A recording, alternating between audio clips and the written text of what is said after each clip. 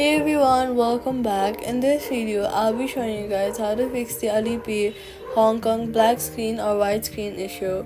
First, swipe up from the bottom of your screen, look for the app, swipe it away, completely closing it, wait for a few while and then reopen it. Then restart your phone to refresh the system processes.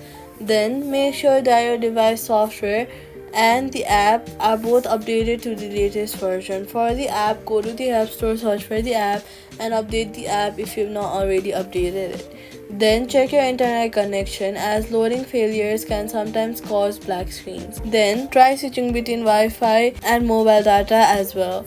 Then clear the app's cache on Android to remove any temporary or corrupted data. If the issue still continues, long press on the app icon, remove app, delete app, then delete the app. After that, reinstall it again from the App Store. That's how you fix the Alipay Hong Kong black or white screen issue. If you found this video helpful, do not forget to like, subscribe and turn on notifications for more helpful guides.